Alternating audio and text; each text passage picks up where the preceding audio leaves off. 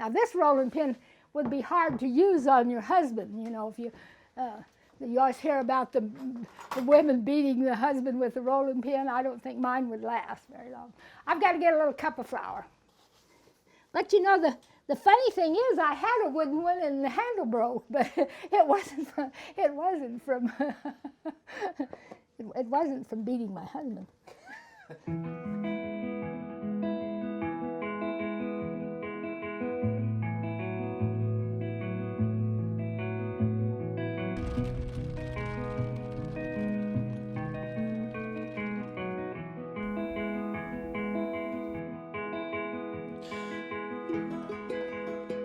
You don't want it too thin, but you don't want it too thick, because you don't want to have all that crust.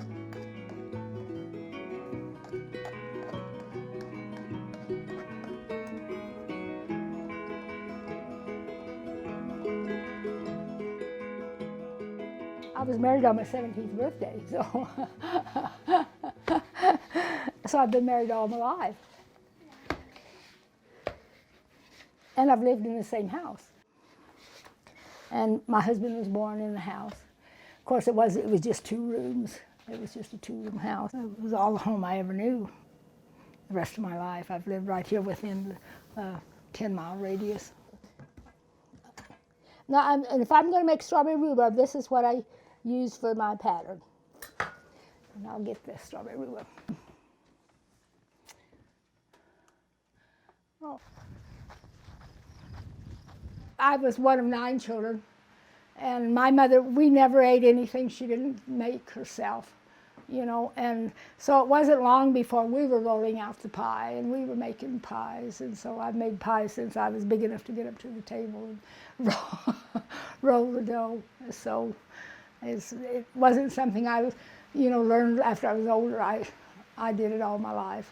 No, my mother was quite a talented lady. I don't know how she done it. With no electricity. We didn't have electricity here till in '58. We finally had electricity. Well, it's a shame to lose all of our old traditional things that we do. It is. But and of course the stores, the grocery stores, have made it so convenient just to run down and grab a pie, you know, that it's not very tempting for people to say, oh, I'll go home and make one. You know, if you didn't have something, you didn't miss it. People didn't buy anything from the store. You just grew their own. This is a pecan, and this is a strawberry rhubarb. This is an apple. I always make a face on him, so I can. I have what I put on top so I know what they are. I don't have to look to see what they are.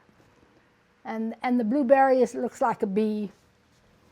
Has a bee on it, like a blueberry. Okay. All right.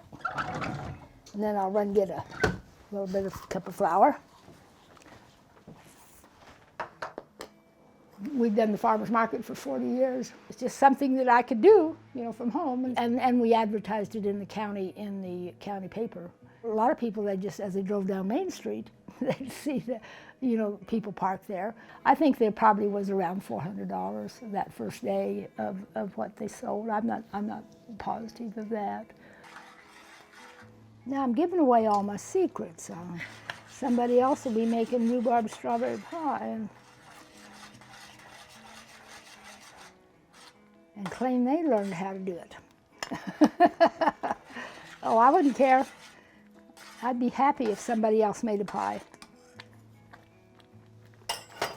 I said, I think it's good. You can see it's just about right. It'd be about the right thickness. My sister and I made pies together, so probably, you know, we made a few, and if they sold, why, the next time we made a few more. Henry Ford, when he made the first car, he didn't know if anybody'd be interested in buying it, and it took off, you know, and that's what people have to do. When every cent just begs for leave, it wanders off in the afternoon.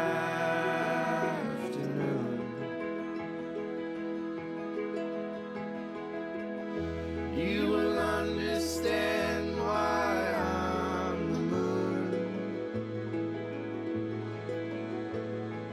chases the wind through the trees.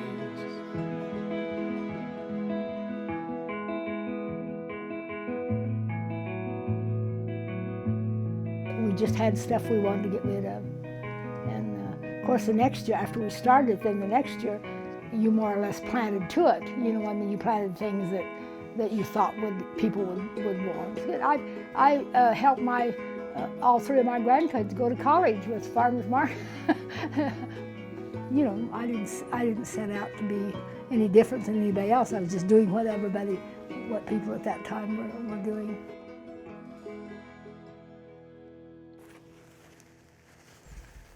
Well, people at the time weren't starting farmers markets. Well, no, but they came, and when someone started one, well, they came the next week. So it wasn't really, you know, I mean, there was people that wanted to do it, wanted to come. So